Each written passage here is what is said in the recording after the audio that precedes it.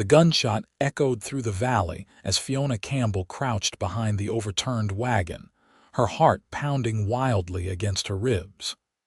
Blood soaked through her tattered dress sleeve, the wound stinging with every labored breath she took. This wasn't how she'd imagined her new life in Colorado territory would begin, running for her life across the unforgiving landscape of 1875. "Miss, take cover!" A deep voice called out as another shot ricocheted off the wooden wheel near her head. Through the dust and confusion, she glimpsed him, a tall figure on horseback, revolver drawn, his face partially obscured by a dusty bandana. He dismounted in one fluid motion, rushing to her side as bullets continued to fly overhead. "Can you ride?" he asked, his blue eyes assessing her quickly. Fiona nodded, though she wasn't entirely sure. The stranger helped her to her feet, his strong hand steady as he guided her toward his horse, a magnificent chestnut stallion that seemed unnervingly calm amid the chaos. "Preston Kane," he said simply, lifting her onto the saddle before mounting behind her. "And we need to move fast." The horse surged forward, powerful legs eating up the distance as they fled the ambush site. Fiona felt Preston's arm secure around her waist, his body shielding hers as they rode. Behind them, angry shouts faded into the distance, but she knew they weren't safe, not by a long shot. "They'll follow," she managed to say, her voice barely audible over the thundering hooves. "Not where we're headed," Preston replied, steering the horse up a rocky path that would be nearly impossible to track.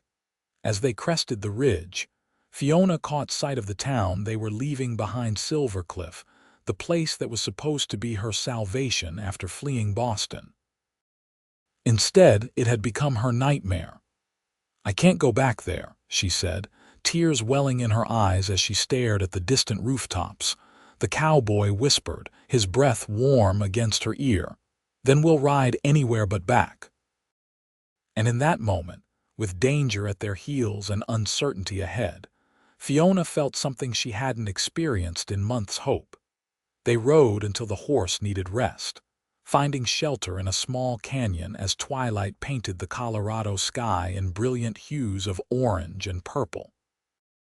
Preston helped Fiona dismount, his hands lingering at her waist longer than necessary, though neither acknowledged it.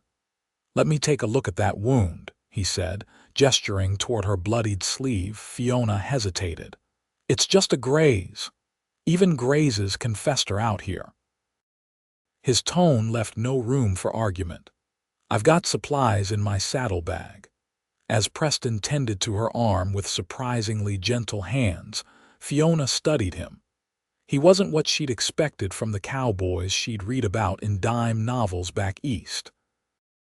His face was weathered but handsome, with lines around his eyes that spoke of both laughter and hardship. Despite his rugged appearance, there was something refined about the way he spoke and moved. "You're not from around here," she observed. A slight smile touched his lips. "Neither are you, Miss Campbell. How do you?" "I was in the telegraph office when your message arrived last month." Hard to forget a name when the whole town's been talking about the Boston schoolteacher coming to civilize Silvercliff's youth. Fiona winced, both from the sting of the whiskey he poured over her wound and the reminder of her failed plans. "Some civilizing influence I turned out to be. Want to tell me why Judge Harmon's men were trying to put bullets in you instead of welcoming you to town?" Preston finished bandaging her arm and sat back on his heels. The question hung between them, heavy with implications. Judge Harmon controlled everything in Silvercliff, the mine, the law, even the church. Crossing him was tantamount to signing your own death warrant. "I witnessed something I shouldn't have," Fiona said carefully. "Something that would ruin the judge if it came to light." Preston's expression darkened. "The shooting at the saloon," she nodded, surprised. "You know about that?" "I know Harmon's son killed a man in cold blood, and I know the judge has been silencing witnesses." His jaw tightened. "I didn't realize you were one of them. I arrived in town yesterday, was walking to my boarding house when I heard the commotion." Fiona shuddered at the memory. "I saw it all from across the street, Vincent Harmon shooting that miner in the back, the judge arriving minutes later, ordering his men to clean it up when they spotted me." She trailed off. Preston stood, pacing the small area where they'd made camp. "Harmon won't stop looking for you. You've got information that could hang his only son. What about you? Why are you helping me? You could be killed for interfering." Something flashed in Preston's eyes: anger, determination, or perhaps something deeper. "Let's just say the judge and I have unfinished business. I've been tracking his operations for months." "You're not just a cowboy, are you?" Preston's laugh held little humor. "I herd cattle when needed, break horses when paid, and track men when required." He paused. "I used to wear a badge back in Kansas. Old habits die hard." As night fell completely, they built a small, smokeless fire. The flames cast dancing shadows across Preston's face as he outlined their options, none of which seemed particularly promising. "We could head to Denver, but Harmon's influence reaches there too. North to Wyoming territory might be safer, but it's rough country, especially with winter coming." Fiona wrapped her arms around herself, feeling the chill of the night air and the weight of her circumstances. "I have nothing. No money, no possessions. Everything I owned was in my trunk at the boarding house." Preston reached into his coat and pulled out a worn leather pouch. "I've got enough to get us supplies and horses. After that." He shrugged. "I know places where Harmon can't reach us, at least not easily." "Us?" Fiona questioned, raising an eyebrow. "You don't have to risk your life for me beyond today, Mr. Kane." "Preston," he corrected. "And I'm already involved, Miss Campbell. Besides, a woman traveling alone in this territory might as well paint a target on her back." She wanted to argue but knew he was right. Out here, a woman without protection was vulnerable to dangers far beyond Judge Harmon's reach. "Fiona," she offered in return, "if we're to be traveling companions, you might as well use my given name." Something shifted between them in that moment, a tentative trust forming in the unlikeliest of circumstances. As they settled in for the night, Preston taking first watch, Fiona found herself studying his profile against the starlit sky. "Thank you," she whispered, not sure if he could hear, "for saving my life today." He turned slightly, his expression softening. "Get some sleep, Fiona. Tomorrow will come soon enough, and we've got a long road ahead." She closed her eyes, exhaustion finally claiming her, but not before she registered the strange flutter in her chest at the way he'd said her name, like it was something precious, something worth protecting. Morning arrived with a spectacular sunrise and the distant sound of horses. Preston was already packed and ready, having let Fiona sleep through his watch. "Riders," he explained tersely, helping her mount up. "Could be nothing, but we can't take chances." They rode hard through the morning, following game trails and dry creek beds to mask their tracks.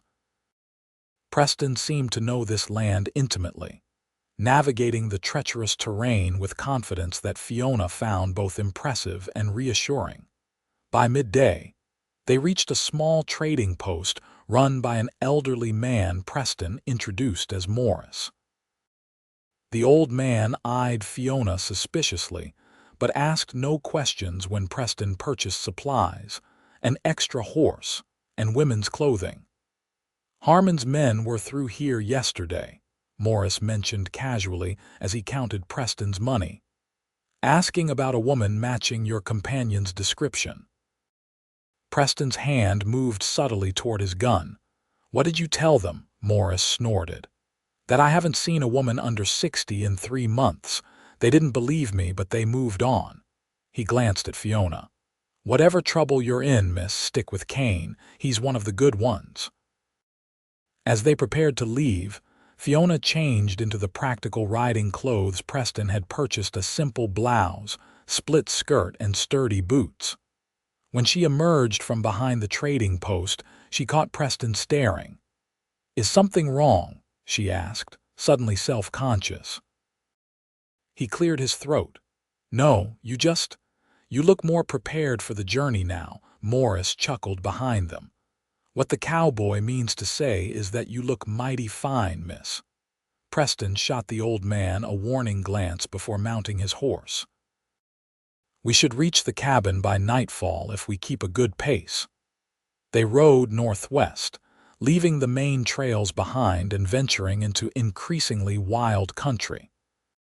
As they traveled, Preston shared bits of his past growing up on a Kansas farm, joining the cavalry during the final years of the war, later becoming a lawman. He spoke little of what had brought him to Colorado, and Fiona didn't press. In turn, she told him about her life in Boston, the death of her parents that had left her alone at 22, and her decision to accept the teaching position in Silvercliff. "I wanted adventure," she admitted with a rueful smile, "to see the West before settling into spinsterhood." "Spinsterhood?" Preston looked genuinely surprised. "Surely you had suitors back east?" Fiona laughed. "Oh, I had offers. Sons of my father's business associates, mostly men who saw me as a convenient addition to their family connections. Nothing that resembled love." "And that's what you're looking for? Love?" There was something in his voice she couldn't quite identify. "I'm looking for a life that means something," she replied after a moment. "Love would be a welcome addition." Their eyes met briefly before Preston looked away, focusing on the path ahead.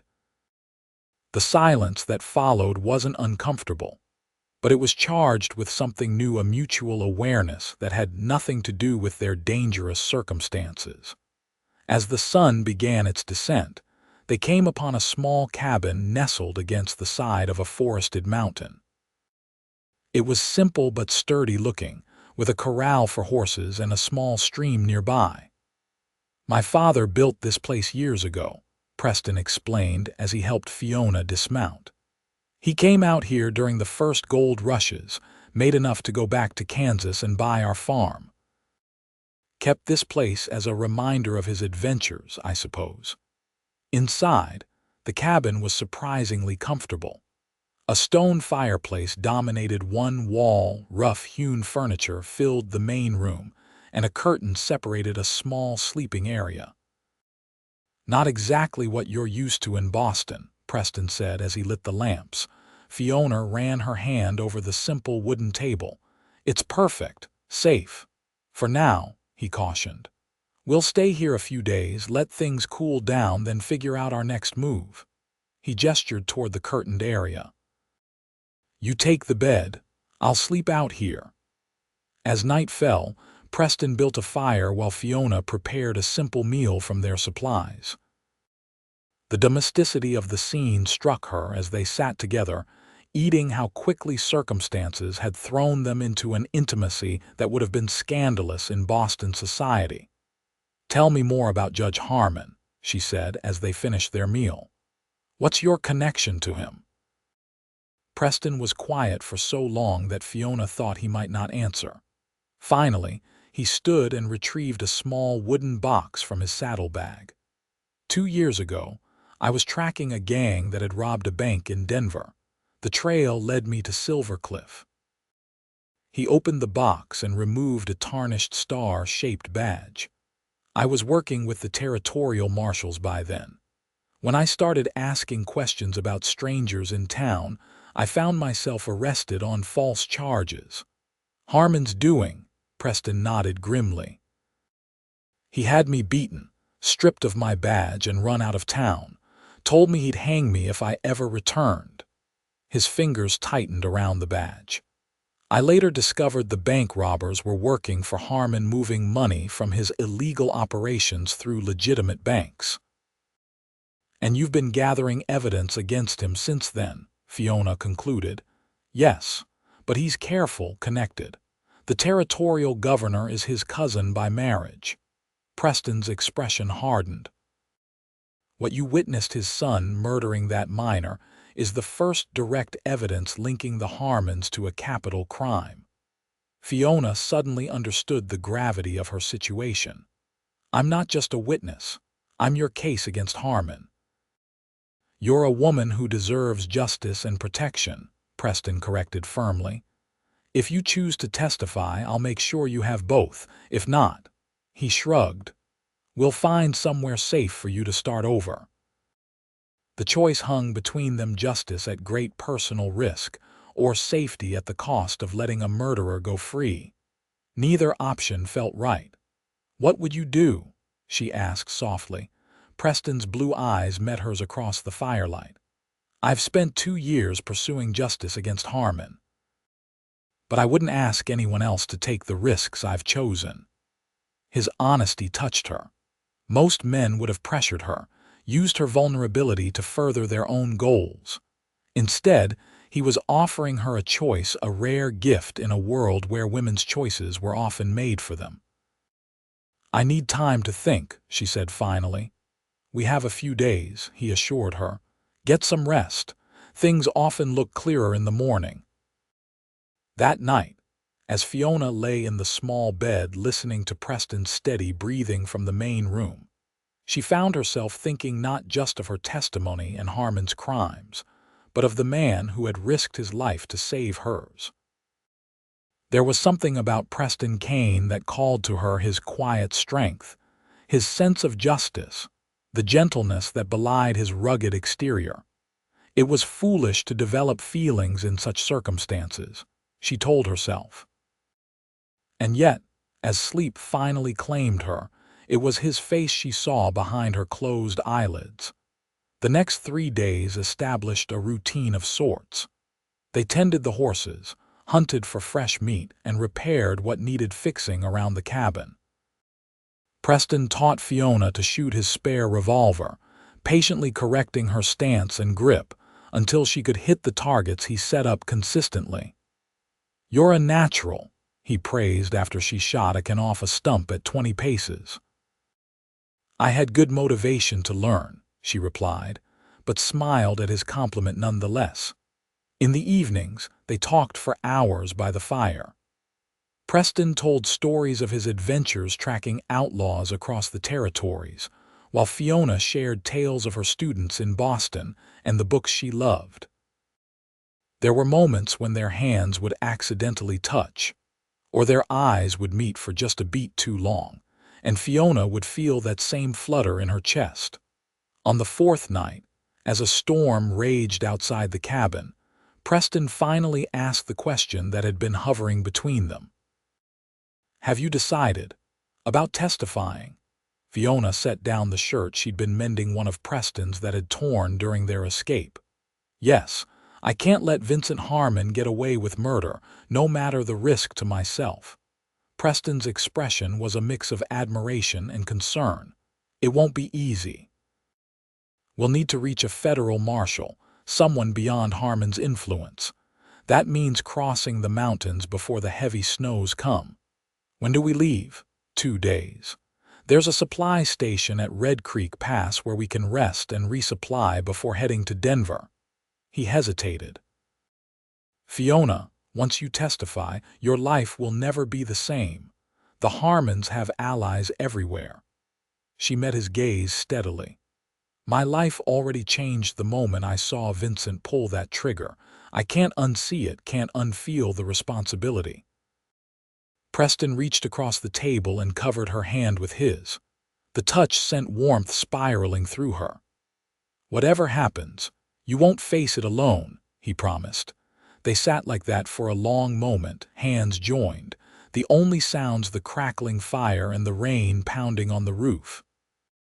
When Preston finally pulled away, Fiona felt the loss of his touch like a physical thing. That night, she dreamed of him, of strong arms holding her close, of blue eyes looking at her with something more than concern or duty. She woke flushed and confused, trying to remind herself that their connection was born of circumstance. not choice. Yet as she watched him the next morning, chopping wood in the clearing beside the cabin, shirt damp with exertion and face set in concentration, Fiona couldn't deny the truth any longer. Against all logic and propriety, she was falling for Preston Kane. Their preparations to leave intensified. Preston checked and rechecked their weapons, plotted their route on a worn map, and taught Fiona basic survival skills she might need in the mountains. "If we get separated for any reason," he explained, showing her how to use a compass, "head north-northeast. Keep the morning sun on your right shoulder." "You're worried they'll find us," she observed. "I'm preparing for possibilities," he corrected. "That's how you stay alive out here." On their final evening at the cabin, Preston returned from hunting with a pair of rabbits. As they prepared the meal together, Fiona found herself studying his profile in the fading daylight, the strong line of his jaw, the small scar above his right eyebrow, the way his hair curled slightly at the nape of his neck. "You're staring," he said without looking up from the rabbit he was skinning. Fiona blushed. "I was just thinking about how different my life would be if you hadn't been in Silvercliff that day." "Probably shorter," he said dryly. "That's not what I meant." She set down the herbs she'd been chopping. "Preston, I need to thank you properly, not just for saving my life but for respecting my choices, for treating me as an equal." He looked up then, his expression softening.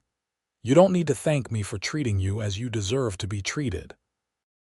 In my experience, men like you are rare, men like me." There was a hint of amusement in his voice. "Honorable men, kind men." She paused. "Men who see women as more than decorative accessories or burdens to be managed." Preston set aside his knife and stood, moving closer until they were separated by mere inches. "Fiona," he began, then seemed to struggle with his words. "I want you to know that whatever happens when we leave here tomorrow," a gunshot shattered the moment, the bullet splintering the doorframe beside them. Preston reacted instantly, pulling Fiona to the floor as more shots followed. "Harmon's men," he hissed, reaching for his rifle. "They must have tracked us to the trading post." Fiona's heart hammered in her chest. "How many? Can't tell. At least 3, maybe more." Preston crawled to the window, peering cautiously outside. "They've got us surrounded, but they're keeping their distance. They know I'm armed." "What do we do?" Preston's mind worked quickly. "There's a cellar trapdoor under the rug by the fireplace. My father built it as a hideout during Indian raids. It leads to a tunnel that comes out near the creek." "You want me to escape while you stay and fight," Fiona realized, her stomach dropping. "I want us both to live through this," he countered. "I'll hold them off, create a diversion, then follow you." Before she could argue, another volley of bullets hit the cabin. One shattered the window, sending glass flying. Preston pulled Fiona toward the fireplace, throwing back the rug to reveal the trapdoor. "Take this." He pressed his spare revolver into her hands. "Head northeast like I showed you. There's an old mining camp about 5 miles from here. Wait for me there. Preston, I can't leave you." He cupped her face in his hands, his eyes intense in the fading light. "You have to. You're the witness, the one who matters."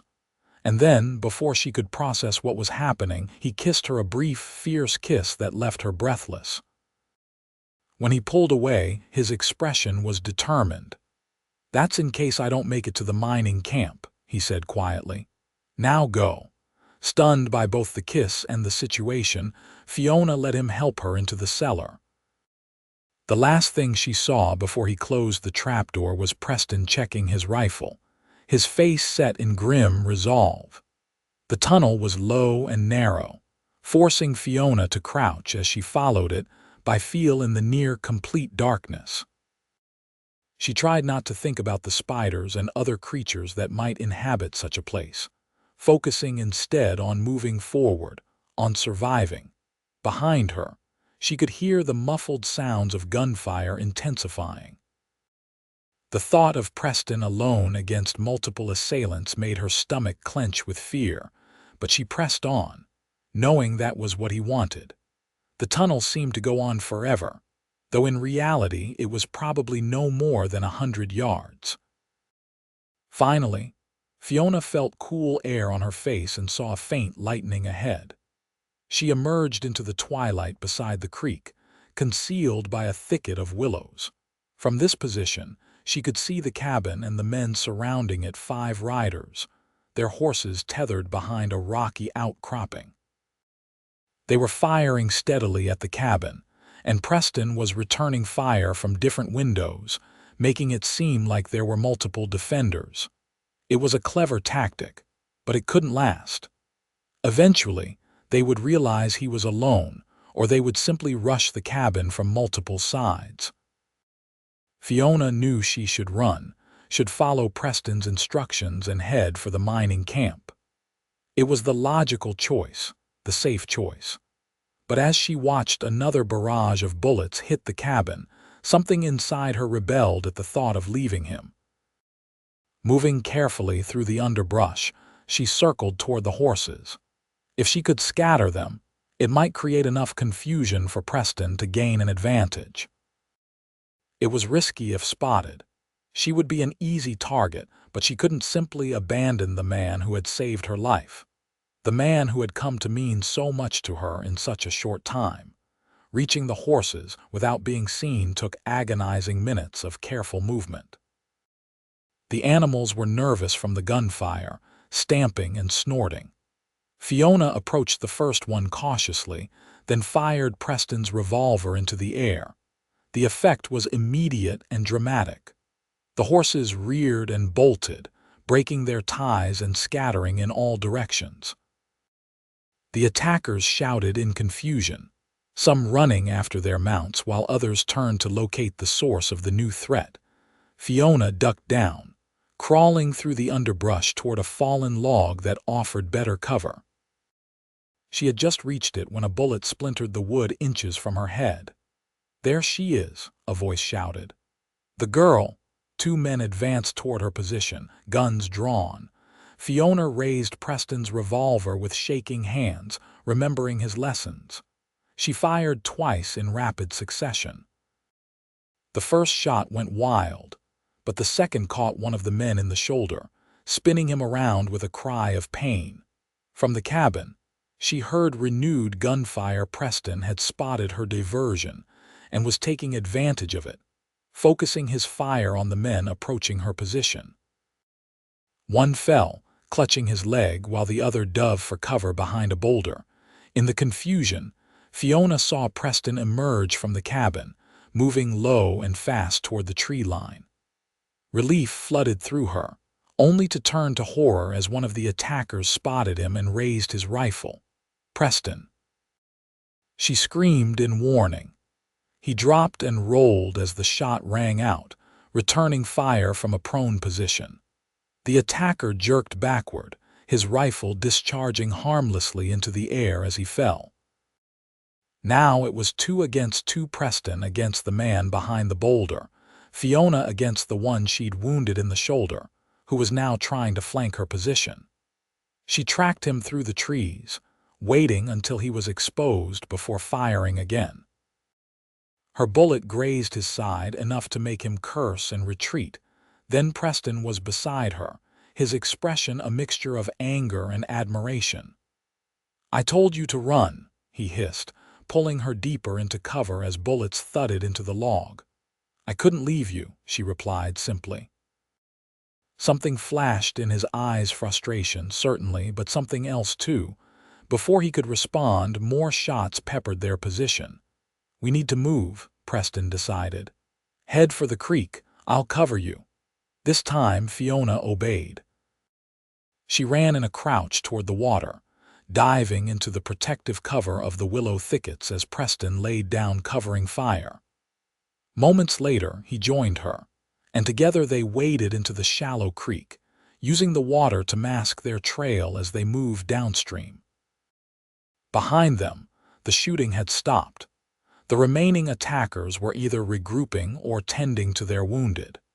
Either way, it gave Preston and Fiona precious minutes to put distance between themselves and danger. They traveled through the night, following the creek until it joined a larger stream, then heading northeast across increasingly rugged terrain. Fiona's city-bred body protested the punishing pace, but she refused to slow Preston down, pushing through exhaustion and pain. Dawn found them high on a forested slope, looking down at the valley they'd left behind. No signs of pursuit were visible, but Preston remained vigilant, his eyes constantly scanning their back trail. "We should rest," he finally conceded, guiding Fiona to a sheltered hollow beneath a rocky overhang. "Just for a few hours." As the adrenaline of their escape faded, the reality of their situation set in. They had lost their horses, most of their supplies, and the relative safety of the cabin. All they had were their weapons, the clothes on their backs, and whatever Preston had managed to grab before fleeing. "I'm sorry," Fiona said as they huddled together for warmth. "If I hadn't tried to help, you saved my life," Preston interrupted. "That last man would have had me dead to rights if you hadn't created that diversion with the horses. Still, we've lost everything." "Not everything." He looked at her intently. "You're still alive, I'm still alive, and you're still willing to testify. That's what matters." Fiona was suddenly acutely aware of how close they were sitting, of the warmth of his body against hers. The memory of his kiss before they'd separated flashed through her mind. "Preston, about what happened before I went into the tunnel," she began hesitantly. His expression became carefully neutral. "I shouldn't have done that. It was presumptuous." "No, it wasn't." Fiona gathered her courage. "In fact, I've been wanting you to do that since. Well, for longer than I should admit." Preston's eyes widened slightly, then softened. "Fiona," he said, her name almost a caress on his lips, "you should know that I've never met anyone like you. Your courage, your determination," he broke off, seemingly struggling with words. "But," she prompted, sensing his hesitation, "but our circumstances are complicated, dangerous. And once we reach Denver, once you testify." He trailed off. "Once I testify, I'll need to build a new life somewhere," she finished for him. "Is that a journey you'd consider sharing?" The question hung between them, bold and vulnerable. For a moment, Fiona feared she'd been too forward, had misread his interest. Then Preston's hand found hers, fingers intertwining. "There's nothing I'd want more," he admitted quietly. "But I need you to be sure. Life with me wouldn't be easy. I've made enemies beyond Harmon, and I can't promise the kind of comfort you knew in Boston." Fiona laughed softly. "Comfort? Preston, I've been shot at, chased across the wilderness, and am currently hiding in a hollow wearing clothes I've worn for days. If I were seeking comfort, I'd have married one of those Boston businessmen." A smile tugged at his lips. "When you put it that way. What I want," she continued, suddenly serious, "is a life that means something, with someone who sees me as I am, someone brave and kind and honorable." Her voice dropped to a whisper. "Someone like you." In response, Preston leaned forward and kissed her again, not the desperate, rushed kiss of their earlier parting, but something deeper, more tender. Fiona melted into it, her hands finding their way to his shoulders, then his hair. When they finally broke apart, both slightly breathless, Preston rested his forehead against hers. "We should try to sleep," he murmured. "We've got a long journey ahead." They settled together beneath the overhang, Preston's arm protective around Fiona's waist. Despite their precarious situation, she felt safer than she had in days, lulled by the steady rhythm of his breathing. "Preston," she whispered, already half asleep. I'm glad I can't go back to Silvercliff." She felt rather than saw his smile. "Then we'll ride anywhere but back," he promised, echoing his words from their first meeting, words that now held new meaning, new promise. Sleep claimed them both, a brief respite before the challenges ahead. The next 2 days tested them both. Without horses, they were forced to travel on foot through increasingly difficult terrain. Game was scarce, and they rationed the few supplies Preston had managed to grab: some jerky, a canteen, matches, and ammunition. Fiona's city shoes, already unsuitable for wilderness travel, fell apart completely on the second day. Preston fashioned crude moccasins from a rabbit they'd managed to trap, but her feet remained painful and blistered. Yet through it all, something beautiful was growing between them. Each hardship seemed to strengthen rather than diminish their bond. They shared stories of their childhoods, their dreams, their fears. In the evenings, they would sit close together by their small fire, sometimes talking late into the night, other times simply enjoying a companionable silence. And there were kisses, sweet, tender moments stolen amid their flight, affirmations that what they felt was real despite the extraordinary circumstances that had brought them together. On the third morning after their escape from the cabin, they reached the old mining camp Preston had mentioned. It had been abandoned for years, but several structures remained standing, including a small office building with an intact roof. "We'll rest here today," Preston decided, noting Fiona's exhaustion and the angry red blisters on her feet. "The supply station at Red Creek Pass is only a day's journey from here, but you need to heal a bit before we attempt it." Inside the office, they found a rusty stove that still functioned well enough to provide heat. Preston managed to hunt a pair of squirrels, and they feasted on what felt like a magnificent meal after days of near starvation. As Fiona sat by the stove, letting Preston tend to her feet with gentle hands, she couldn't help but reflect on how much her life had changed in just over a week. "What are you thinking?" Preston asked, noticing her thoughtful expression. "That if someone had told me 2 weeks ago that I'd be sitting in an abandoned mining camp, falling in love with a former lawman while fleeing for my life, I'd have thought them utterly mad." Preston's hand stilled. "Falling in love," he repeated, his voice carefully neutral. Fiona realized what she'd said and blushed deeply. "I'm sorry, that was presumptuous of me. I didn't mean to make you uncomfortable, Fiona." He moved to sit beside her, taking her hands in his. "You could never make me uncomfortable. And if we're being honest with each other," he took a deep breath, "I think I started falling in love with you the moment you said you couldn't go back to Silvercliff, and I promised we'd ride anywhere but back." The simple confession, spoken so earnestly, brought tears to Fiona's eyes. "Even though I've brought nothing but trouble into your life," Preston laughed softly. "My life was full of trouble long before you entered it, but it wasn't full of you." He reached up to brush a strand of hair from her face. "And now that it is, I can't imagine it any other way." Their kiss was different this time, deeper, more certain, filled with the acknowledgement of feelings too powerful to be denied. When Preston finally pulled away, his breathing was uneven, his eyes dark with emotion. "When we reach Denver," he said, voice rough, "after you've given your testimony and we're safe, I'd like to court you properly, if you'll allow it." Fiona smiled, heart full.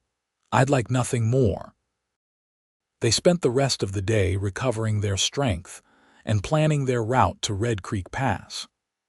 The supply station there was run by a friend of Preston's, someone he trusted to help them arrange transportation to Denver. "Once we reach the pass, the worst will be behind us," Preston assured her. "From there, it's well-traveled roads to Denver." That night, they slept peacefully for the first time in days, secure in both their temporary shelter and their newly confessed feelings. Fiona dreamed not of danger and pursuit, but of a future with Preston by her side, a future that, while uncertain, felt full of promise. Morning brought renewed determination. Fiona's feet, while still tender, were improved enough for travel. They set out at dawn, Preston setting a steady pace that would bring them to the pass by evening if all went well. The journey was arduous but beautiful. Fall had turned the aspen groves to gold, and the mountain air was crisp and invigorating. They talked as they walked, making plans for their arrival in Denver, speculating about where they might settle afterward. "I could teach again," Fiona suggested. "Or perhaps work in a library. I've always loved books." "Wyoming might be good," Preston mused.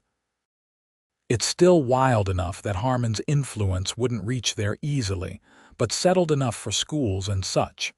I could ranch, maybe raise horses." The domesticity of their conversation struck Fiona as sweetly incongruous given their circumstances, two people fleeing for their lives, discussing a shared future as naturally as if they were courting in a Boston parlor. By mid-afternoon, they had reached the final approach to Red Creek Pass. The trail narrowed, winding between massive boulders with the creek rushing below. Preston helped Fiona navigate the difficult terrain, his hand steady and sure when she needed support. They were less than a mile from the pass when Preston suddenly tensed, his hand flying to his gun. "What is it?" Fiona whispered, instantly alert. "Smoke." He pointed to a thin column rising beyond the pass, from the direction of the supply station. Something in his tone sent a chill through Fiona. "That's not normal. Henry keeps his chimney clear. That smoke's too dark, too thick." Preston's expression darkened. "Stay here. I'm going to scout ahead." "No," Fiona caught his arm. "We stay together. If there's danger, we face it together." Preston looked like he wanted to argue but nodded reluctantly. "Stay behind me then and be ready to run if I say so." They moved forward cautiously, leaving the trail to approach through the trees.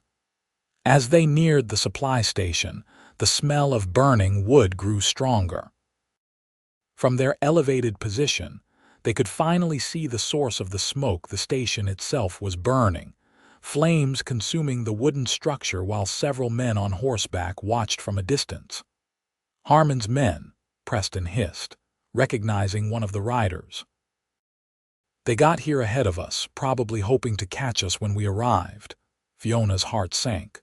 "What about your friend?" Preston's jaw tightened. "I don't see Henry. He might have escaped into the hills. He knows this area better than anyone. What do we do now?" Preston studied the scene, thinking quickly. "They're expecting us to come up the main trail.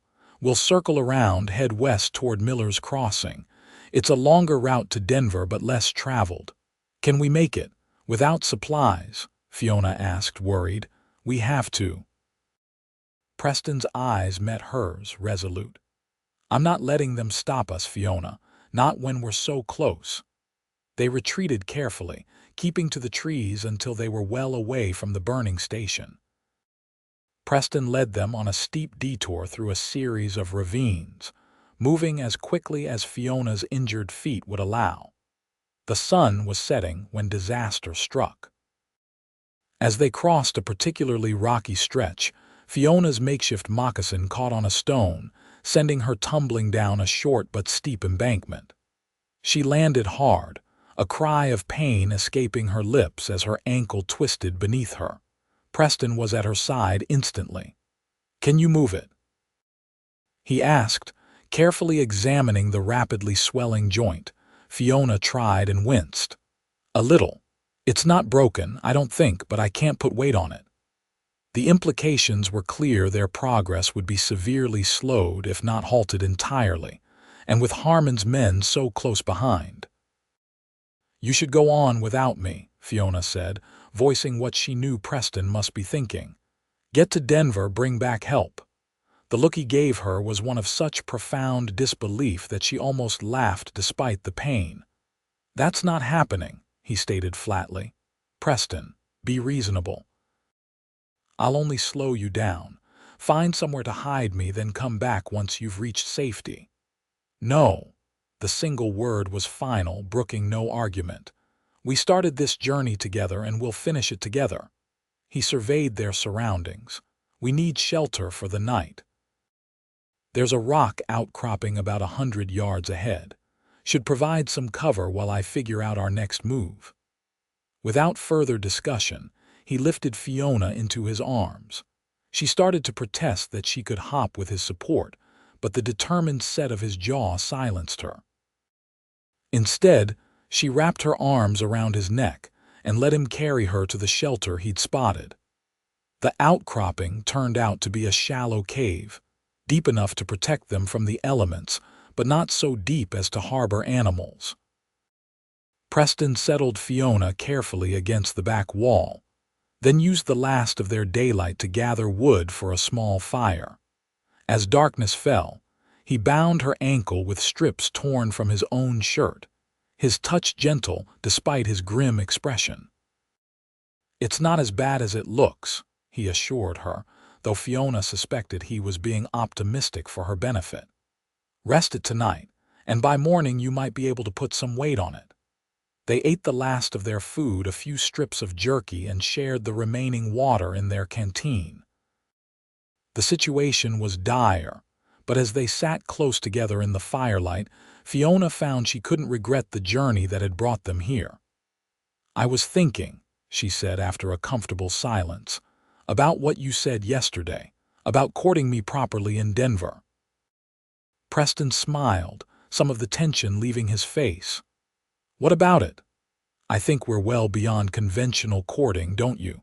After all, we've already survived gunfights together, shared a cabin, spent nights in each other's arms."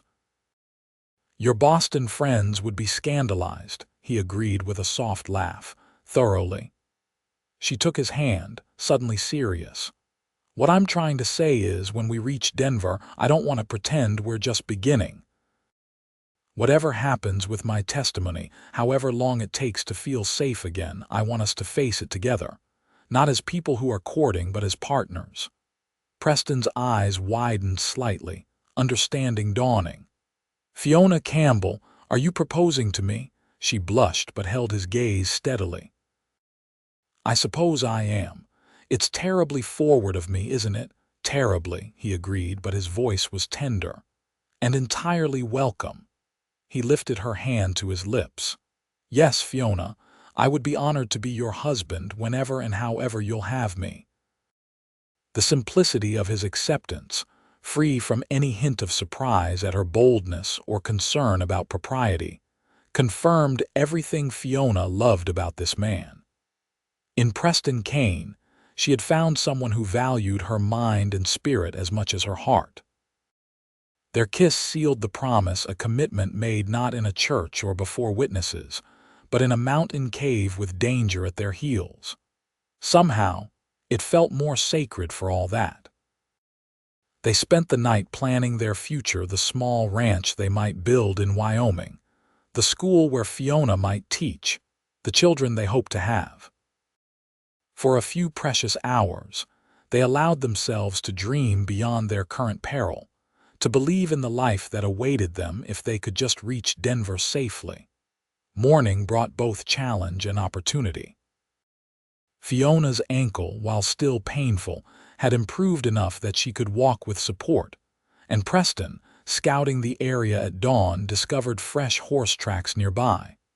"Riders came through late yesterday," he reported, "heading away from the pass toward Miller's Crossing. Could be travelers, could be more of Harmon's men spreading out to search for us. Or it could be our chance," Fiona suggested, an idea forming. "If they're camped nearby, we might be able to borrow a horse." Preston raised an eyebrow, a slow smile spreading across his face. "Miss Campbell, are you suggesting we steal, borrow?" she corrected primly. "In our dire circumstances, I believe even the strictest moral code would allow for borrowing transportation." His smile widened. "I've been a bad influence on you." "The very worst," she agreed cheerfully. "Now help me up. If we're going to become horse thieves, we should get started." Following the tracks led them to a small camp about a mile away. 3 men were just beginning to stir, their horses tethered at the edge of the clearing. From their hidden vantage point, Preston and Fiona studied the situation. Not Harmon's men, Preston whispered, noting their civilian clothing and relaxed demeanor. "Probably miners heading to a new claim." "So we're stealing from innocent men," Fiona said with a frown. Preston squeezed her hand reassuringly. "We'll leave them my pocket watch. It's solid silver worth more than any horse, and we'll only take one mount between us. They'll be inconvenienced, not stranded." The plan was simple but risky. Preston would create a diversion on one side of the camp, while Fiona, despite her injured ankle, would untether the horse farthest from the men's position. If all went well, they'd be mounted and away before the miners fully realized what was happening. Preston left his watch prominently placed on a rock near where the horse had been tied, along with a hastily scribbled note explaining their desperate circumstances and promising to leave the horse at the livery in Denver. "Ready?" he asked Fiona, who nodded despite her obvious nervousness. Preston circled to the far side of the camp and waited until all three men were occupied with their breakfast before creating his diversion, a series of loud crashes and rustling in the underbrush that immediately drew their attention. Fiona moved as quickly as her injured ankle allowed, reaching the horses and untying a sturdy-looking bay. The animal was cooperative, allowing her to lead it quietly away from the camp. She had just reached their predetermined meeting point when one of the miners shouted in alarm, having spotted the missing horse. Preston burst from the trees beside her, helping her mount quickly before swinging up behind her. They were galloping away as shots rang out, warning shots fired high, not intended to hit them but to express displeasure at the theft. "Sorry," Preston called back, though they were likely too far away to hear. "Check the rocks by your camp." They rode hard for the first hour, putting distance between themselves and the miners. The bay was strong and sure-footed, handling the mountain trails with ease even under their combined weight. By midday, they had reached Miller's Crossing, a small settlement consisting of little more than a trading post, a saloon, and a handful of cabins. Preston approached cautiously, wary of Harmon's influence, but saw no signs of danger.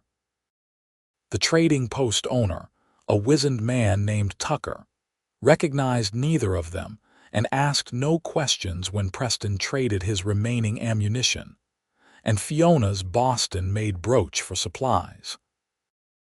They purchased food, a proper bandage for Fiona's ankle, and a worn but serviceable saddle to replace the bareback riding that was aggravating her injury.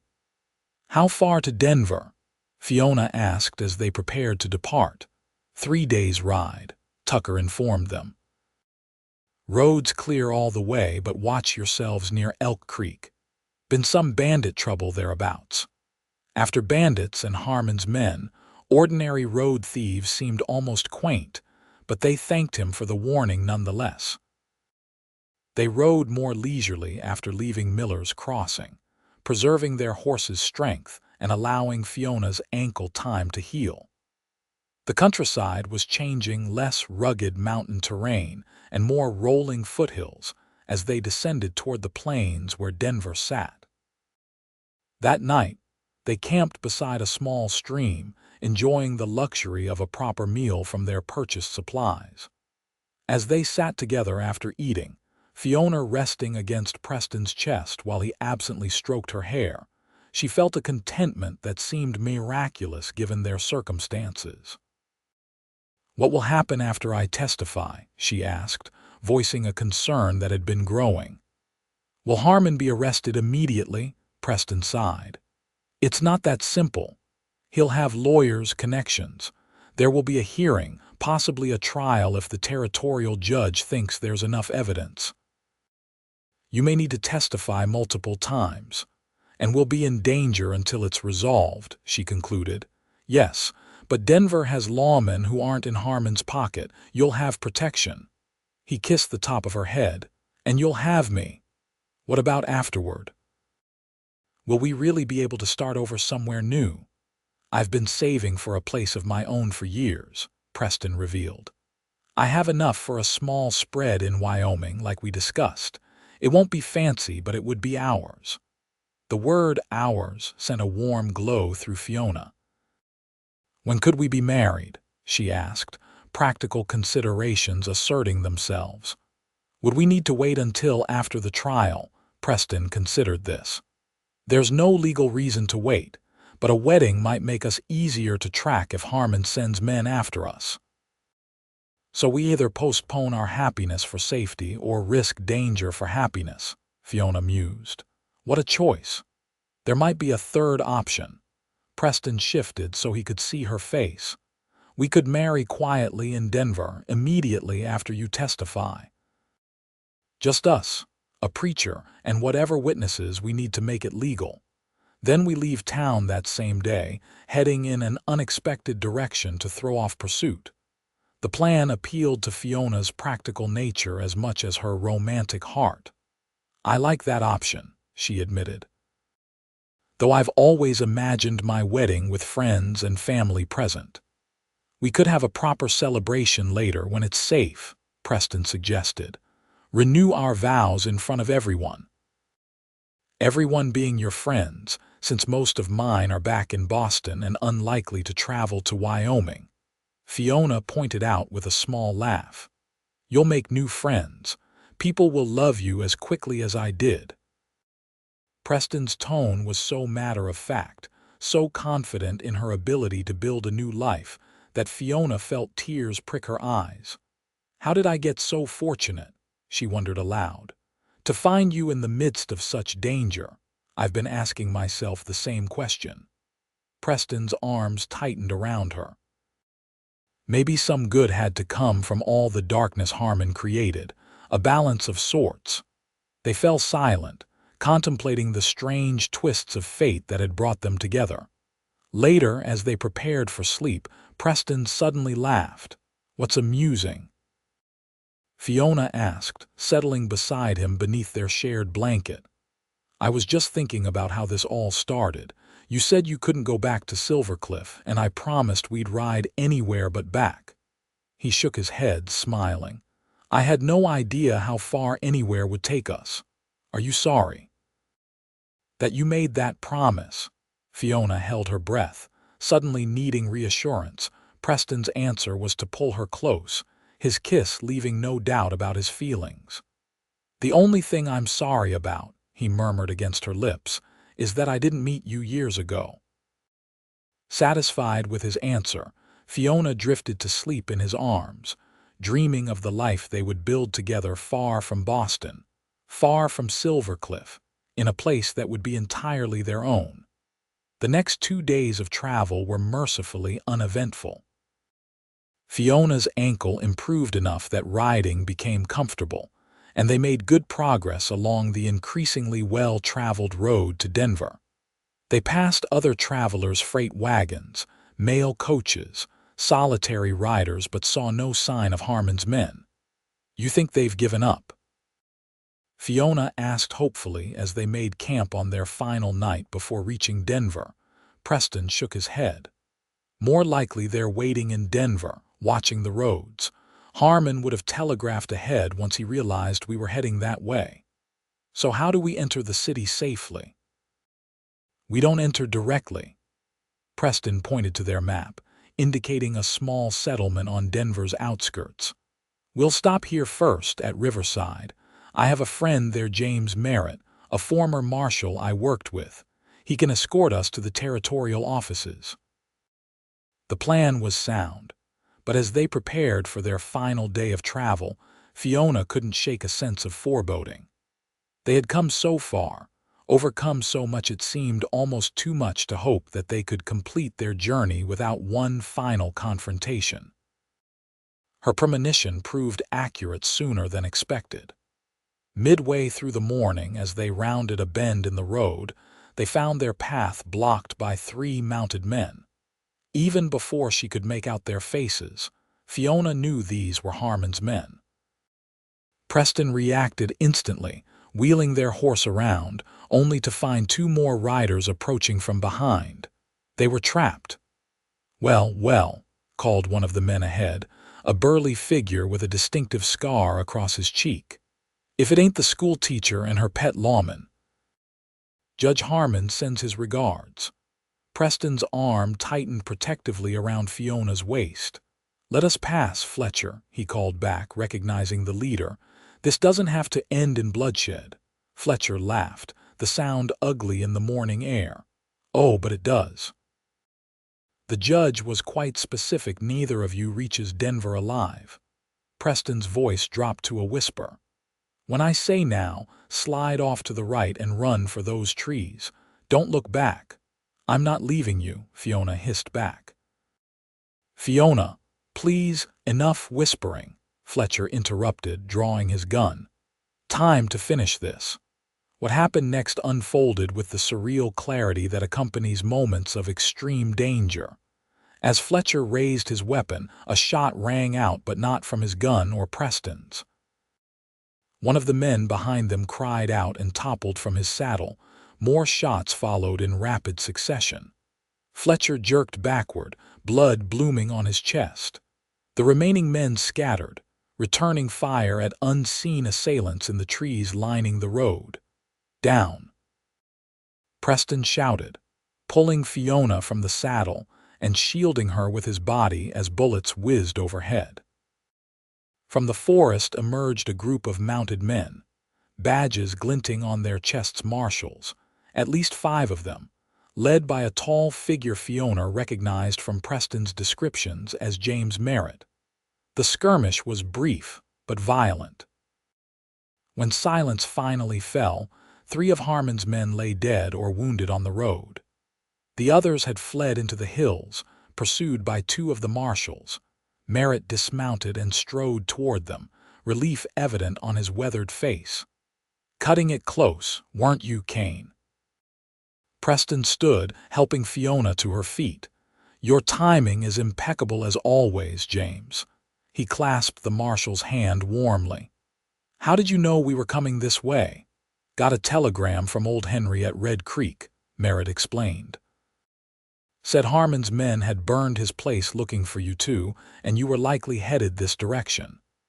He tipped his hat to Fiona. "Madam, James Merritt, U.S. Marshal. Pleasure to make your acquaintance, though I wish it were under better circumstances." "The pleasure is mine, Marshal," Fiona replied, still slightly shaken by the sudden violence. "Thank you for your timely intervention." "Let's get you both to Denver," Merritt said, "all business now. Judge Wilson is waiting to take your statement, Miss Campbell. And he's brought in federal authorities. Seems Harmon's crimes extend beyond Colorado territory." They rode into Denver under marshal escort, a procession that drew curious stares from passers-by. Fiona, exhausted from their journey and the morning's confrontation, leaned against Preston's chest, drawing strength from his steady presence. The territorial offices were housed in an imposing brick building in the heart of the growing city. Inside, they were ushered into a private office where Judge Wilson, a stern-faced man with kind eyes, waited with 2 federal agents. For the next 3 hours, Fiona recounted everything she had witnessed in Silvercliff, from Vincent Harmon's cold-blooded murder of the minor to Judge Harmon's subsequent cover-up attempt. Preston added his own testimony about Harmon's corruption and illegal activities, presenting evidence he had gathered over the past 2 years. When they finished, Judge Wilson looked grave. "This is more than enough for arrest warrants for both Harmons. The federal agents will depart for Silvercliff immediately." He turned to Fiona. "Miss Campbell, your courage is commendable. Few would risk what you have for justice." "I had help," she said, glancing at Preston with a small smile. "Indeed." The judge's gaze moved between them knowingly. "Marshal Merritt has arranged safe accommodations for you both while we proceed with this case. I must caution you, even with Judge Harmon arrested, his allies may seek retribution. You'll have protection, but you should remain vigilant." As they left the office, Preston pulled Merritt aside for a private conversation while Fiona waited in the anteroom. When he returned, there was a new lightness in his expression. "James knows a minister who can marry us tomorrow," he told her quietly. "And he's arranged for a wagon and supplies for our journey north afterward, if you're still certain." Fiona's answer was to rise on tiptoe and kiss him, heedless of the clerk watching with raised eyebrows. "More certain than I've ever been about anything," she assured him. They were married the following morning in the small chapel, attached to Denver's first schoolhouse, a setting Fiona found perfectly appropriate. She wore a simple blue dress purchased hastily the evening before, while Preston had splurged on a new shirt and had actually visited a barber. The ceremony was brief but heartfelt. Merritt stood as Preston's witness, while the minister's wife attended Fiona. When Preston placed a modest gold band on her finger, another hasty purchase that nonetheless fit perfectly, Fiona felt tears of joy spill down her cheeks. "I promise to love and protect you all the days of my life," Preston vowed, his voice steady but his eyes suspiciously bright. "To build a home and a life worthy of your courage and your heart."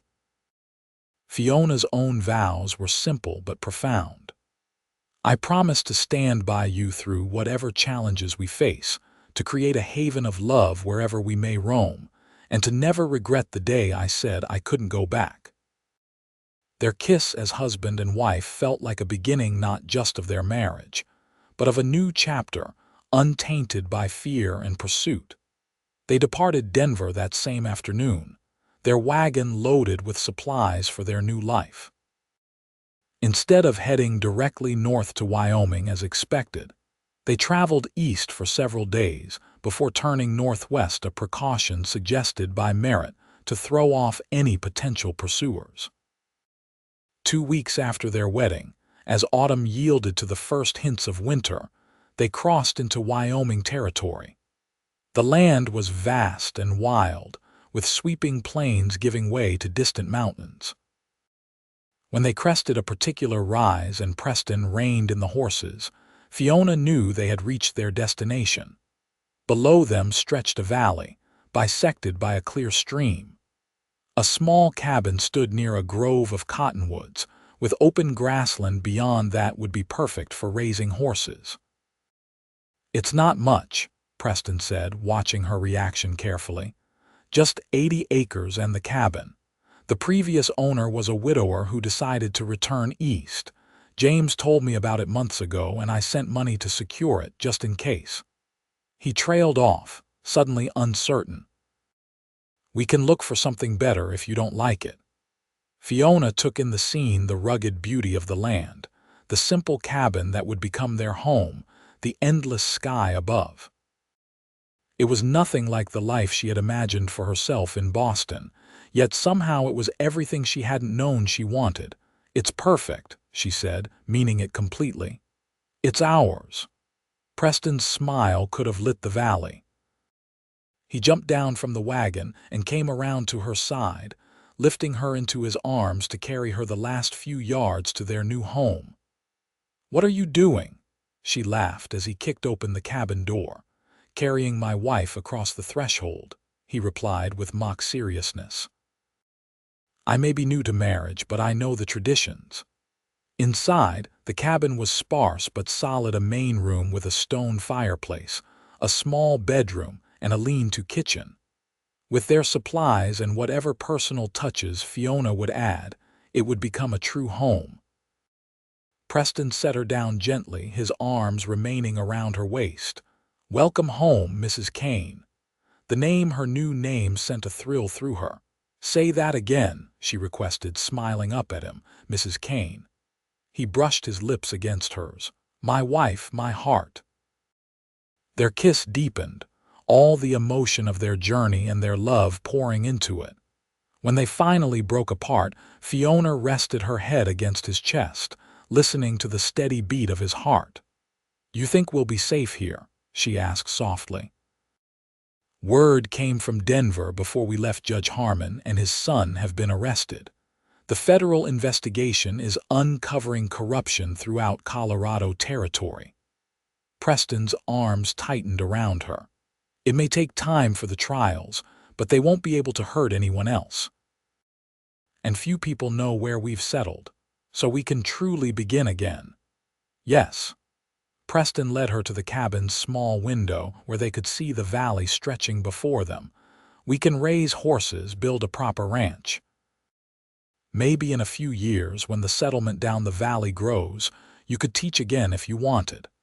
And have a family of our own, Fiona added, watching his face light up at the possibility. That too, he agreed, kissing her forehead. Everything we dreamed of during those nights on the trail. As the sun began to set, casting long shadows across their land, Preston built a fire in the hearth while Fiona unpacked essentials for their first night in their new home.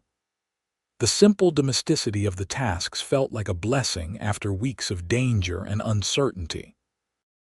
Later, as they lay together in the narrow bed that would soon be replaced with one large enough for them both, Fiona traced the line of Preston's jaw with her finger. "I never thanked you properly," she whispered.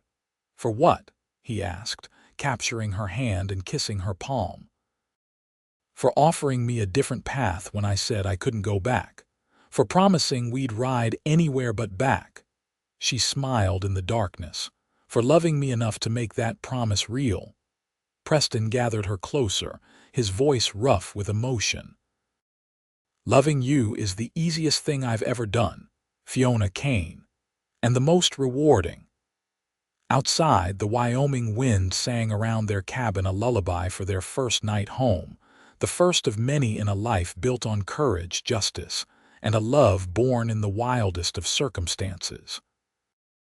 1 year later, Fiona stood on the porch of their expanded cabin, watching as Preston worked with a spirited colt in the corral they had built together. The ranch had grown. They now had 6 quality horses, including 2 pregnant mares that would foal in the spring. The nearby settlement of Promise Creek had grown as well, and Fiona had indeed started teaching 3 days a week in the newly established schoolhouse. As she observed her husband's patient work with the young horse, one hand rested unconsciously on her rounded belly. Their first child was due in less than 2 months, and Preston had been alternately ecstatic and protective throughout her pregnancy. News had reached them periodically about the aftermath of their testimony. Judge Harmon had been convicted of multiple crimes and sentenced to 20 years in a federal prison. His son Vincent had received the death penalty for murder, though appeals had thus far stayed his execution. The corruption they had helped expose had led to a sweeping reform of territorial governance in Colorado. Preston finished his training session and released the colt into the paddock with its mother. Wiping his brow, he caught sight of Fiona watching and broke into the smile that still made her heart skip a beat. "How are my 2 favorite people?" he called, striding toward the cabin. "We're fine," Fiona replied, laughing as he placed both hands on her belly to feel the baby's movements. "Your son is particularly active today." "Daughter," Preston corrected with the familiar argument that had sustained them through the winter. "And she's going to be as beautiful and stubborn as her mother. We'll see." Fiona leaned into his embrace, savoring the scent of sunshine and horses that always clung to him. "The Millers invited us for dinner tonight. Sarah wants to show me the quilt she's making for the baby." Preston nodded. "I should be done with the fencing by then." He studied her face, always attuned to her moods. "You're thinking about something. What is it?" Fiona smiled at how well he knew her. "I received a letter from Boston today. My former headmistress is considering a visit next summer. She says she's curious about the woman who traded Boston society for the Wyoming wilderness and seems deliriously happy about it." She paused. "Are we deliriously happy?" Preston's response was to lift her chin and kiss her with a tenderness that still took her breath away. "What do you think, Mrs. Kane?" looking around at the home they had built, the life they had created together. Fiona knew there was only one true answer. "I think," she said, "that I've never been happier that I couldn't go back." Preston's eyes crinkled with the smile she loved so much. "And I've never been happier that I promised we'd ride anywhere but back." Hand in hand, they stood on their porch watching the Wyoming sunset paint the sky in brilliant colors, two people who had found in each other not just love, but the courage to forge a new path when the old one had become impossible.